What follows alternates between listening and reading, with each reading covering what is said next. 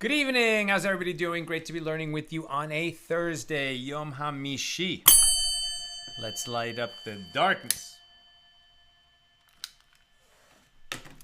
Who's in the house on a Thursday? Joe in the Inland Empire, Sharon in New Jersey, Guy in Ohio, Melissa in Great Neck, Shandora in the Bronx, Lorraine in Texas, Lucy in Minnesota, Bella in Florida, Paul in the Great Northwest, Belle in Texas, Stephen in Richmond, Virginia, Yosef in Englewood, Aoife in Florida, Ella in Southern California, Chaim in Florida, Spencer in Connecticut, Marjorie in Georgia, Alan in New York City, Marie in Freeport. Welcome, everybody. Tonight's episode of AT Daily, our own Sue Strauss in the house, is dedicating tonight's episode of AT Daily in memory of grandparents Edward and Sarah Strauss, Abraham and Toby Krinsky, parents Herman and Ruth Strauss, brothers Edward and Arthur. May all the neshamas, may all those souls have an elevation in the world of souls. We say amen. And Sue, may you and all your loved ones be showered in blessings. We say amen. And thank you for enabling us to share more Torah with more people around the world. It is our annual campaign. Please donate to our nonprofit and enable us to keep the light on and shining forth. Donate.accidentaltalmudist.org. Doing a double tonight. Getting a little bit ahead, but reminder, we will have class tomorrow, Friday, at the winter Friday time, 11:30 a.m. Pacific, half hour earlier than we used to do it. And then I'm going to be out of town with a family commitment until the following Friday. So we have the class tomorrow, and then we're going to be off until the following Friday. Keep reading, keep learning, keep teaching on your own. And we'll post that on the Facebook page. Okay, our dafs tonight are pages 164 and 165. We can do a double efficiently because we got a head start yesterday. We are at the bottom of page 164a. And we're continuing our discussion of Mishna number 1 here in chapter 10 of Tractate Bava Basra, the 23rd volume of the Talmud. The Mishnah teaches that Rabbi Hanina, Mishnah number 1 here in chapter 10, the Mishnah taught that Rabbi Hanina ben Gamliel says a tied document, right, as opposed to an ordinary document. This was a special document. It was more expensive to get such a document made, and therefore it had more rigorous requirements. So the Mishnah teaches that Rabbi Hanina ben Gamliel says a tied document whose witnesses wrote their signatures inside of it is valid. Remember, in an ordinary document, we have the text and then the signatures at the bottom on that same side of the page. In a tied document, the text is on one side, and then it's kind of folded like an accordion, and the folds are tied up. And on the back is where the witnesses sign. So what they're saying in the Mishnah is, but if you have the witnesses sign on the same side of the text in a tied document, it's still going to be valid because you could just untie it and it's going to be like an ordinary document. Right? So the Mishnah taught that Rabbi Hanina ben Gamliel said a tied document whose witnesses wrote their signatures inside of it is valid because one can transform it into an ordinary document by untying it. Rebbe, which is to say Rabbi Yehuda Hanasi, known as Rebbe, raised an objection to the statement of Rabbi Hanina ben Gamliel. Now we're on page 164b. But the date of this one, a tied document, is not the same as the date of that one, an ordinary document. In an ordinary document, when the king has reigned for 1 year, 1 year is counted for him. In other words, it says in the first year of the reign of so-and-so, just like in reality. That's what it says on an ordinary document. When he has reigned for 2 years, it says 2 years are counted for him. But by contrast, in a tied document, when the king has reigned for 1 year, 2 years are counted for him. And when he has reigned for 2 years, 3 years are counted for him. Why would they change the dating system in a tied document? To further distinguish it from an ordinary document. Here's the note from Rav Steinsaltz. The practice was to date documents according to the number of years of the ruling king's reign. Often, the government was insistent upon this as a sign of loyalty to the king. And there were places where it was customary to add a year to the length of the reign of the king recorded in the document. And this was done to give honor to the king by indicating that he had ruled even longer than he actually did. The sages instituted that this extra year should be written specifically in a tied document. Why? In order to further distinguish between a tied document and an ordinary document. Now, if you're going to take a tied document, which has one dating system, right, in terms of reckoning years, and you're going to transform it into an ordinary document, which has a different system of reckoning the years, now this could lead to a problem. That's what the objection is here. Because they're different, right? So now Rebbe explains. And there are times that this can be problematic, as in a case where the borrower borrows money from the lender, and the details of the loan are written in a tied document. And the borrower chances upon some money in the interim, i.e. during the first year after the document was written, and he repays the lender and says to him, give me back my promissory note as I have just repaid you. And the lender says to the borrower, I lost the promissory note. I can't give it to you. And in lieu of returning the promissory note, the lender writes a receipt for the debtor, for the borrower, as protection against a second collection. So what's the problem?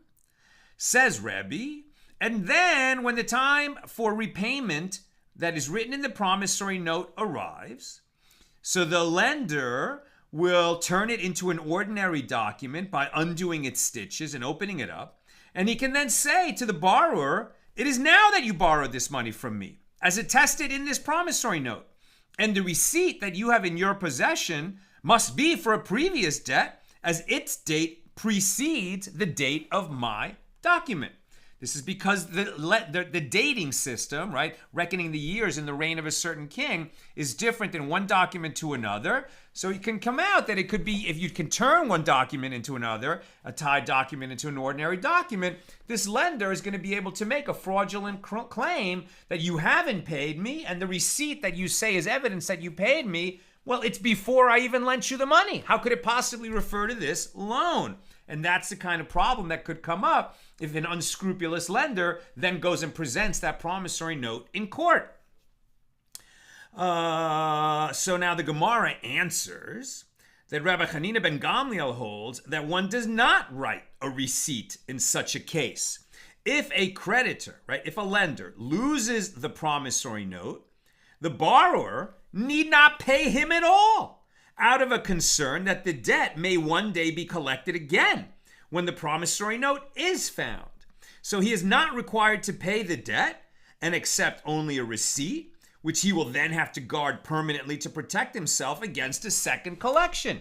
It's on the lender to guard that promissory note, knowing that if he loses it, he's not going to get repaid. Now, the Gemara asks, with regard to the previous discussion, and was Rebbe, who makes this whole claim about the dating system on tied documents versus ordinary documents, was Rebbe an expert in the laws of tied documents? But wasn't there a certain tied document that came before Rebbe? And when Rebbe saw the date in it, he said, this is a post-dated document. And a sage named Zunin said to Rebbe, such is the custom of this nation. When the king has reigned for 1 year, 2 years are counted for him. And when he has reigned for 2 years, 3 years are counted for him. The document is therefore not post-dated. And from this anecdote, it is clear that Rebbe himself had not been familiar with this practice. So how is he later citing it as the definitive problem with this kind of a system? And the Gemara answers, after Rebbe learned of it from Zunin, he accepted the explanation, and he held this way himself. And that is what prompted him to raise the objection.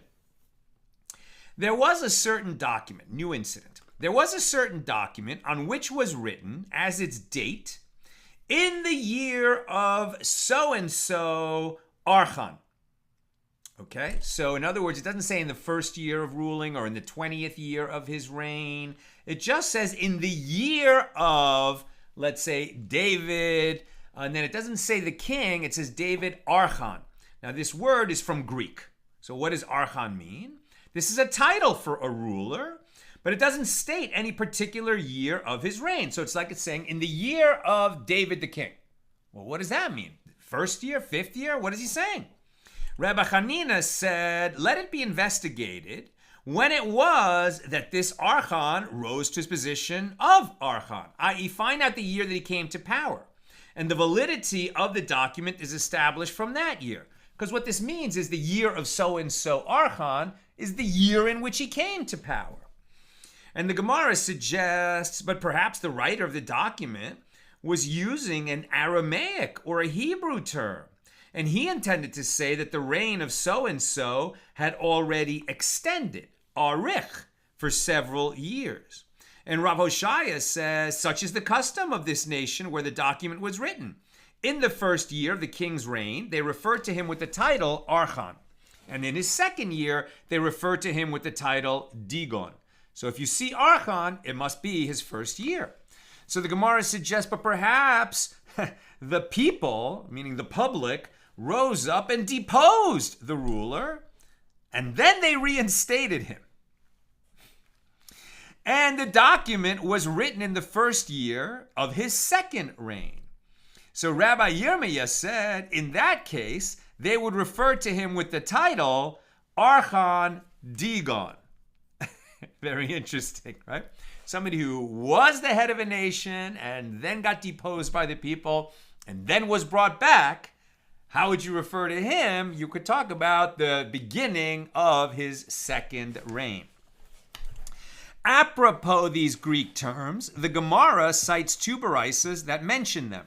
So the sages taught that if one said, I am hereby a Nazir, so a Nazir is somebody who takes a vow according to Torah law that he will abstain from any products of the grapevine and he won't cut his hair. And he will not make himself tameh, ritually impure, by entering a cemetery or touching the dead. And he does that for a certain amount of time. And if he says, I'm going to undertake a vow of Naziris, and he doesn't say how long, then the standard term was 30 days. Okay? So what about this? If he says, I am hereby a Nazir Hena, or stated a similar expression with comparable Greek terms. So Sumachos said that his status depends on which term he used. If he used the word Hena, he is a Nazir for one term of Naziris, i.e. 30 days. And if he said Digon, he is a Nazir for two terms of 30 days each. And if he said Teragon, he is a Nazir for 3 terms. Now it's going to start to sound familiar. And if he said Tetragon, so then he is a Nazir for 4 terms. And if he said Pentagon, he is a Nazir for 5 terms. Now you start, the Greek starts to sound a little familiar to our English ears. But really what they're saying is, remember, this was in a time when Greek was very common throughout the world. So it's really what you're saying is that if you say, I'm a Nazir in Hebrew, but then you use an English word, for example, for the count of it. So we're going to listen to, what it was that he intended to say in the, common language of that area. Now the sages taught in another baraisa, a round house, or one that is shaped like a digon, i.e., it has 2 walls. What's a house with 2 walls? Now, they're not talking about like a lean-to. That's not really a house at all. It's just a roof with maybe 2 walls. They're talking about a closed house. How can you have a closed house with 2 walls? Well, you can have 2 curved walls. Or you can have 1 straight wall and 1 curved wall. So now you have an inside. So a round house, or one that is shaped like a digon, i.e. that has two walls, one straight and one curved, or one that is shaped like a pterygon, i.e. a triangle, or one that is shaped like a pentagon, one that has five sides, does not become susceptible to tzaraas. Right? So we learn in the Torah that not only can a person have tzaraas, which are leprous spots on the skin. This is a disease that no longer exists. It was a physical expression of a spiritual malady, and it no longer exists since the temple was destroyed. And it could also happen to a house, and you have to bring a priest who's familiar with the laws of tzaraas in homes, and he might actually end up condemning the house, and they'd have to tear it down, and that could end up being a lucky break for the person if they find a treasure in the walls. It's a whole other discussion we've had before. But what they're saying here is for the Torah laws to apply regarding, spots in the walls, that it might be tzaraas of that house has to have four walls. Not two walls, not three walls, not five walls or six walls. It has to be a four-sided house. And the Gemara asks, well, from where are these matters derived? And the Gemara answers, it is, as the sages taught in a Baraisa, the Torah states above, if the plague be in the walls of the house. That's Leviticus 14:37. And the verse did not state a wall, but rather walls, indicating that the house in question has at least two walls. And where it states below, if the plague has spread in the walls of the house, instead of stating a wall, the verse states walls, indicating two more walls. And there are a total of four walls mentioned here. And this is to indicate that a house can become impure, tameh, through tzaraas, only if it has four sides. Next subject. The Gemara relates there was a certain tied document that came before Rebbe, and Rebbe, not realizing it was a folded document, said there is no date in this document, so it is not valid. And Rabbi Shimon, the son of Rebbe, said to Rebbe, well, perhaps the date is hidden between its tied folds. Rebbe opened it and saw that the date was in fact in the tied folds. Afterward, Rebbe looked at his son disapprovingly, as he held that one should not write a tied document. Right, so already it was going out of favor in the time of Rebbe, which was about the year 200 of the Common Era. As I mentioned, these documents were largely out of use already, and certainly by the times of the Gemara, they were out of use. But here, Rebbe, right near the end of that period, was handling one.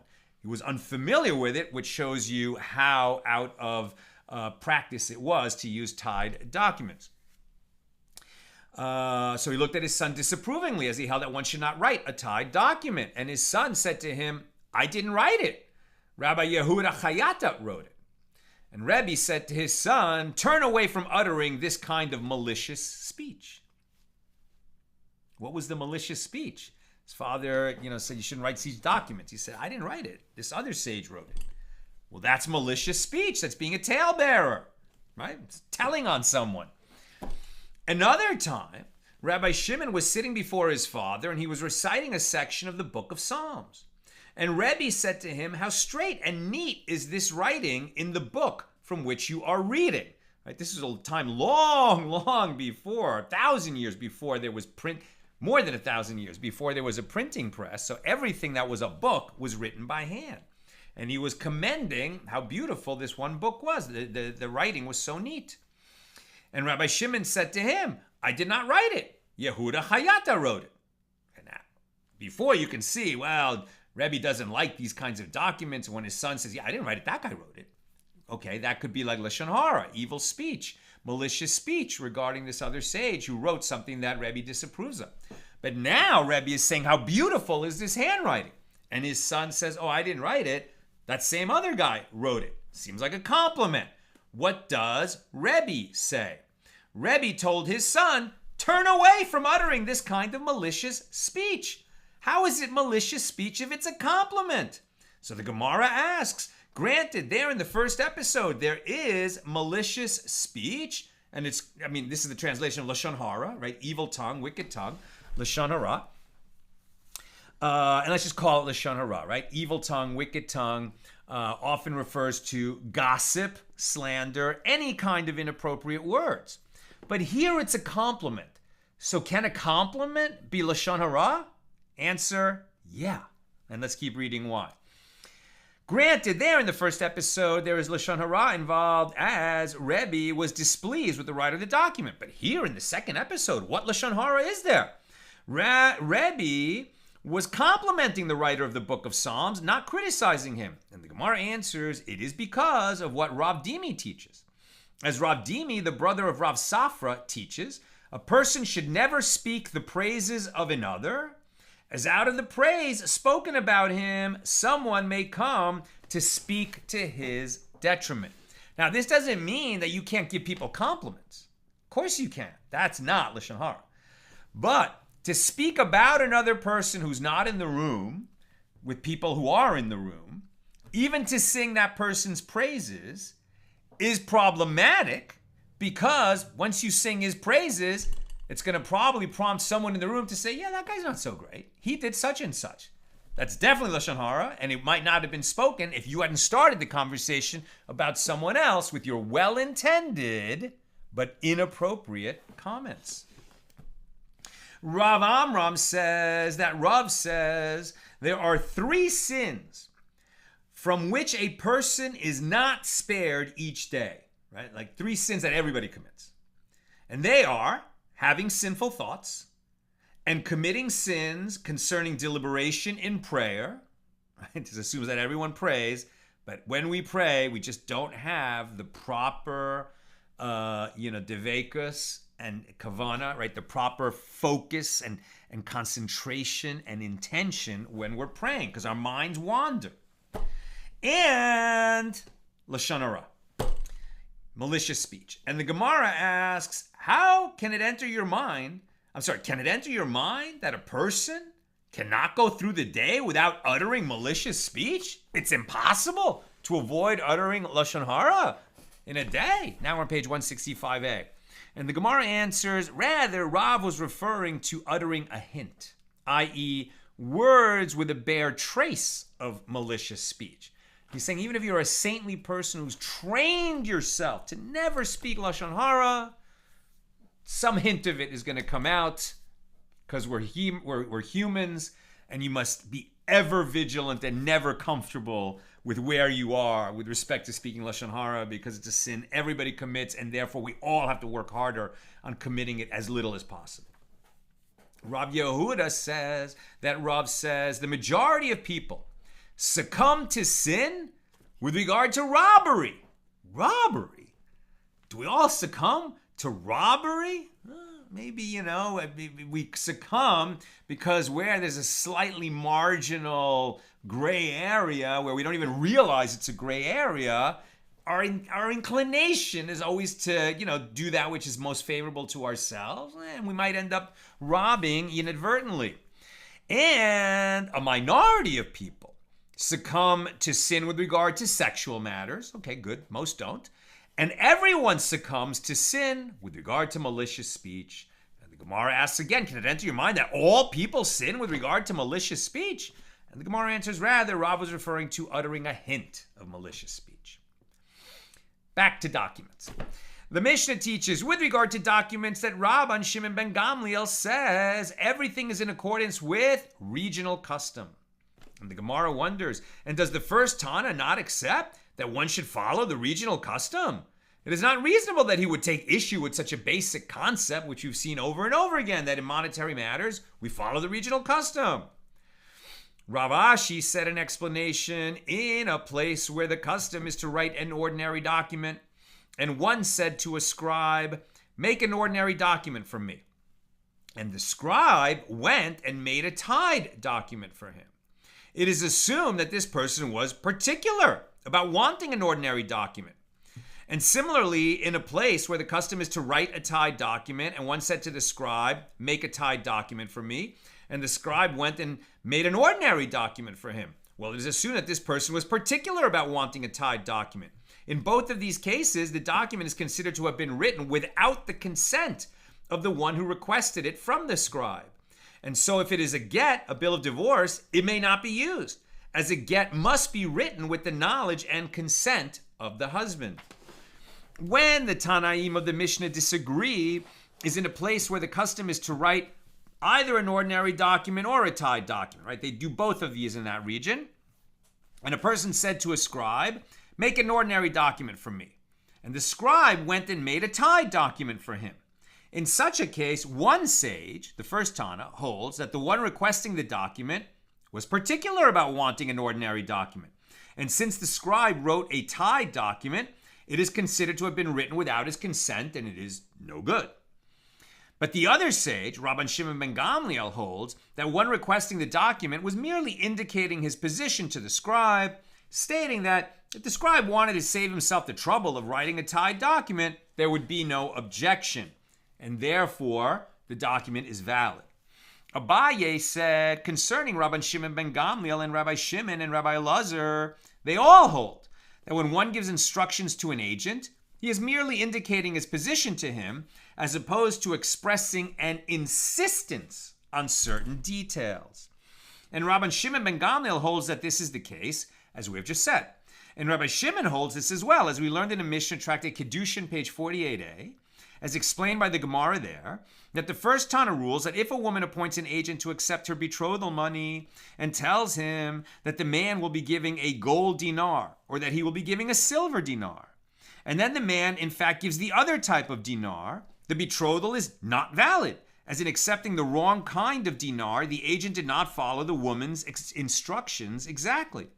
But Rabbi Shimon says, if he misled her to her advantage, i.e. he told her that he was going to give a silver dinar and he gave her a golden dinar, well, she is betrothed. She received more than she expected. And when the woman told the agent to receive the silver dinar, she did not mean to insist that the man give her a silver dinar as opposed to gold, but was only indicating her position, which is that she would have no objection to receiving only a silver dinar, but certainly she'd be happy to receive more than that.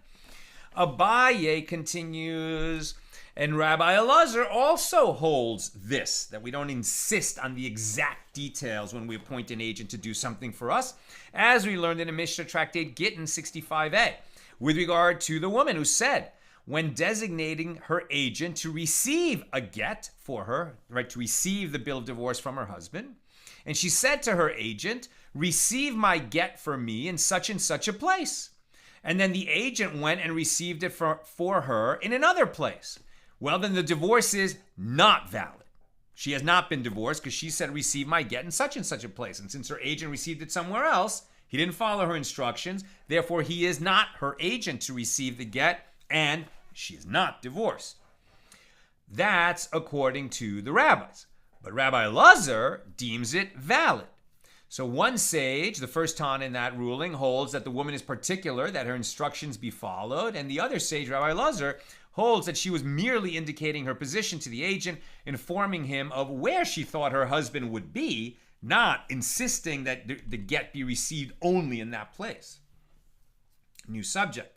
The Mishnah teaches with regard to an ordinary document in which the signature of a single witness is written, and a tied document in which the signatures of only two witnesses are written, they are both not valid.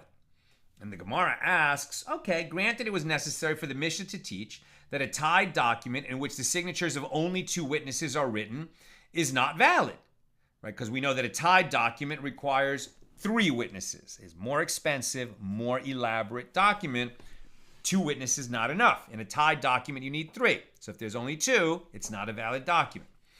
And this needs to be stated, as it might enter your mind to say that since generally a document is valid with two signatures, here too it is valid. Therefore, the Mishnah teaches us that it is not valid if it is a tied document with only two signatures. But why was it necessary for the Mishnah to state that an ordinary document in which the signature of only a single witness is written is not valid? Isn't this obvious? We know that two witnesses are necessary to establish the validity of any document. Why did the Mishnah need to tell us that? Abaye said, it is necessary to state this law only to teach that even if there is one witness signed on the document in writing, and in addition, A second witness testifies orally to the contents of the document is not valid, right? A document with one witness in writing and the other witness testifying orally, even though there are two witnesses, we don't combine their testimonies to render that document valid, according to Abaye. Now the Gemara relates that a Maimar disagreed with Abaye. A Maimar deemed such a document valid in the case of one witness signed in writing and the other witness orally. And Rav Ashi said to a Maimar, and what of the statement of Abaye, which deems such a document not valid? And a Maimar said to him, I did not hear of it, which is as though to say, I do not hold like it. I disagree with Abaye. So Rav Ashi asks to a Maimar, but if you disagree, well then the difficulty with the Mishnah remains. Why does the Mishnah state that which is obvious, that a document with only one signature is not valid? Right? A Maimar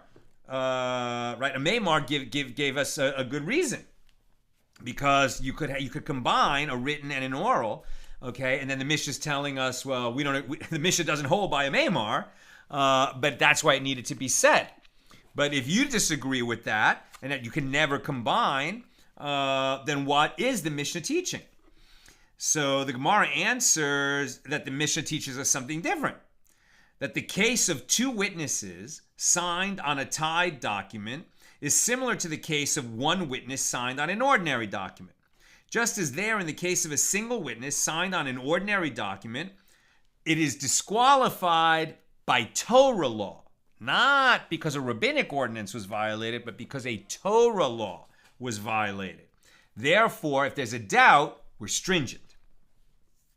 And so too here, in the case of two witnesses signed on a tied document, the disqualification is by Torah law. Again, if there's a doubt, we're stringent. Whereas when you are ruling on something by rabbinic law, if there's a doubt, we're lenient. Now, a Maimar added, and know that the signature of one witness on a document and the oral testimony of another person about it can be combined into a single testimony, right? A Maimar is backing up his position that we can combine a written testimony of a witness with an oral testimony of a witness. How do we know that?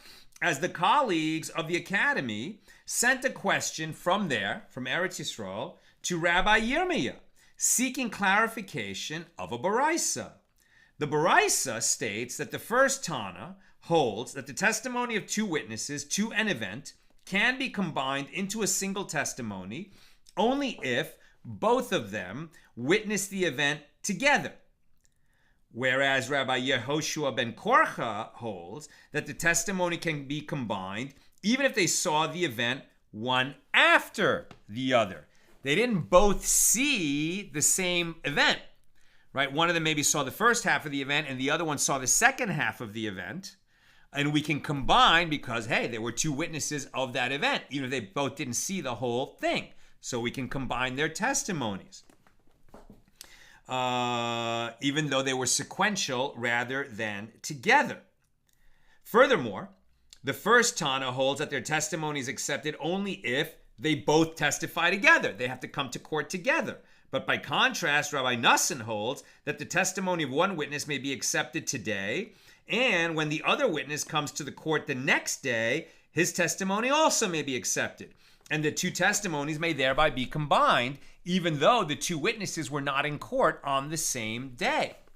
So the dilemma that they posed to Rabbi Yirmeya was this: in the case of a loan for which there is one witness in writing, signed on a promissory note, and the other witness who testifies to the loan orally, what is the law with regard to the possibility that the two of them will combine to testify as two witnesses? And they clarified the dilemma, saying, according to the opinion of the first Tana of the Baraisa, who engages in a dispute with Rabbi Yehoshua ben Korcha, you should not raise the dilemma, as according to his opinion, there are situations where even two testimonies in writing or two testimonies given orally are not combined into a single testimony because they witnessed two different parts of the same event or they came to court on two different days.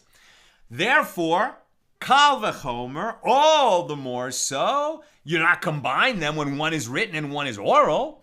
Rather, when should you raise the dilemma? Raise it according to the opinion of Rabbi Yehoshua ben Korcha, who allows sequential witnesses or sequential testimonies to be combined. Even according to him, the dilemma is it only testimonies of two witnesses in writing or two testimonies that are given orally that we could combine them if they, witnessed two different parts of the same event or came to court on two different days. But we do not combine the testimony of one witness in writing and the other one who gave it orally, or perhaps there is no difference in these cases and we can combine one witness testifying in writing and the other witness testifying orally. And they asked this to Rabbi Yirmeya. So Rabbi Yirmeya humbly sent back his response to the colleagues of the academy, and he said, I am not worthy of being the recipient of the query that you sent to me. But this is how the opinion of your student, meaning he's deferring to the sages of Eretz Yisrael, saying, I'm not sure why you're asking me. You guys are greater than me. But if you want to know my opinion, and I'm characterizing myself, Rabbi Yirmeya characterizes himself as a student of the sages who had sent the question to him. So he says, but this is how the opinion of your student leans, that the testimonies should be combined. And this exchange between Rabbi Yirmeya and his questioners indicates that a Meimar's opinion of combining a written testimony, like one witness signed on a contract, with another witness that testified orally that he saw that contract being written, would be accepted, contrary to what seems to be the position of our Mishnah. Rav Ashi said to a Meimar, we teach the entire incident with Rabbi Yirmeya differently. Now we're going to get several different versions of this whole incident with Rabbi Yirmeya. We teach it like this, that the colleagues of the academy sent this question to Rabbi Yirmeya. If there are two witnesses who testified, one in this court and one in that court, then what is the law with regard to the possibility that the judges of one court could come to the other court in the manner of two testimonies, and in that manner, two testimonies will be combined to become a valid testimony of two witnesses. In other words, if one witness is in this city, the other witness is in a different city, but the judges move the court. In this city, they hear the testimony of the first witness, and then the judges go to this other city, and there they hear the testimony of the second witness. Since the two witnesses did speak to the same court, the same panel of judges on different days, can we combine those testimonies? And the dilemma is clarified according to the opinion of the first Tan of the Baraisa, who also engages in a dispute with Rabbi Nassim.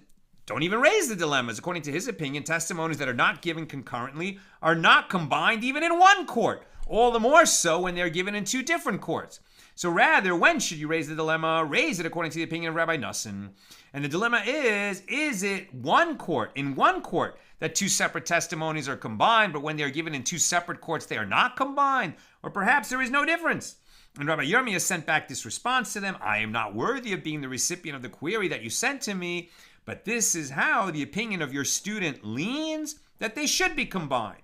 So according to this version of the exchange between Rabbi Yirmeya and his questioners, there is no relevance to a Meimar's statement. Mar Bar Chia said, yet a third version of this dilemma that the colleagues of the academy sent to Rabbi Yirmeya, and it went like this. If there are two witnesses who testified in this court and then testified in that court, what is the law with regard to the possibility that one judge could come from each court to one location and relate the testimony that he had heard to the other, and in this manner, the two testimonies will be combined? Right now you have two separate judges in two separate courts who heard the testimony of two separate witnesses, but then those judges come together. Can they combine the testimony of those two witnesses into one valid testimony of two witnesses? And we clarify the dilemma according to the opinion of Rabbi Nassim. You should not even raise the dilemma. Now that he maintains that we combine two individual witnesses, is it necessary to ask if judges may be combined? They certainly can be combined. Rather, when should you raise the dilemma? Raise it according to the opinion of the first Tan of the Baraisa, who engages in a dispute with Rabbi Nassim. And the dilemma is it only testimony of witnesses that we do not combine in a single testimony, but we do combine judges from different courts? Or perhaps there is no difference and we can combine them? I'm almost done. Questions or comments, please get them in now. So Rabbi Yirmeya sent his response back to them. I am not worthy of being the recipient of the query that you sent to me, but this is how the opinion of your student leans, that they should be combined. Ravina said a fourth version, that the dilemma that the colleagues of the academy sent to Rabbi Yirmeya is like this. If there were 3 judges who sat as a court to ratify a document, and after verifying the signatures of the witnesses, one of the judges died, must they mention this in their statement of ratification to account for why the declaration is signed by only 2 judges? And write, we were sitting in a group of 3 judges and one of the judges is no longer alive. Or perhaps they're not required to write this. And Rabbi Yirmeya sent back his response to them, I am not worthy of being the recipient of the query that you sent to me, but this is how the opinion of your student leans. They are required to write, we were sitting in a group of 3 judges and one of the judges is no longer alive. And the Gemara relates, and it was because of this fitting answer to whichever version of the dilemma that is adopted that the sages brought Rabbi Yirmeya into the study hall after he had been expelled, as we related earlier in this tractate on page 23b. And that concludes our discussion of Mishnah number 1 here in chapter 10. The point is that Rabbi Yirmeya had been found, arrogant and exceeding his authority, so they kicked him out of the study hall. And now that he was being very deferential and saying to the other sages that were respecting, his seniority, but he says, hey, I'm your student, and I humbly am just telling you how, which way my opinion leans, but I'm not telling you how you should rule, and I'm deferring to you guys. And then they saw that he was humbled and ready to be brought back in. Okay, Sharon, is the second example of Lashon Hara kind of like what in Yiddish would be called Ke'ayin Hara, the evil eye? Well, in a way, right, when you're talking about singing the praises of somebody, that it attracts the evil eye. Exactly. It's for the same reason that you don't brag and you're not a show-off. You don't want to attract the evil eye of others. You don't want to attract their jealousy. And when you do, it's not such a surprise that they might start speaking ill of you, and that can be detrimental, to you and to them. And that's why we don't just sing the praises of someone in any kind of a context. We shouldn't do it at all, but especially in a context where it might trigger someone who's in the room to speak ill of that person. And I'm just reminded a little bit of something that we say at the end of the Shmona Esrei of the Amida for those who daven Sfard. Right, so you daven Sfard is a different nusach than people who pray in the Ashkenaz manner. So this is more Hasidic. And at the end, we say, "Oh Lord, guard my lips from speaking, guard my tongue from speaking evil, my lips from speaking lies, and may my soul be lowly and humble and forgiving to everybody." So it's kind of, and there's a bunch of other things that we say in that paragraph that everyone says. But then in the more Hasidic tradition, you add, and may there not be found in me the attribute of jealousy toward others, and may they not be jealous of me, and may I not become angry, and may I not make you angry, and may there be instilled in me, right, an attribute of humility and submissiveness, right? So that's something that we have to pray for, because the natural inclination of people is always to think that they know better, and that grows into arrogance, and we really have to pray for help to keep that arrogance out of ourselves. It's just so difficult to do. And finally, Joe, how many rabbis sit on the bench, so to speak, in a court?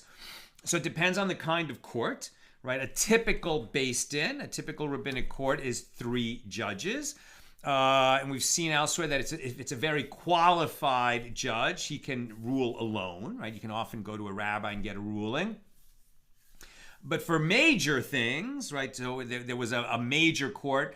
When we talked about the Sanhedrin, there was a minor Sanhedrin and a major Sanhedrin. For a death penalty case, I think they needed the court of 71, right? Or at least half that. I mean, there are different kinds of laws. I mean, these days, you're not going to find a court of 71 or even 35. But a typical Beis Din, a typical rabbinic court is 3 judges. And for minor matters, it could be 1. There's other more specific situations that might have different answers. And, if you ever need such a ruling, start by asking your local Orthodox rabbi.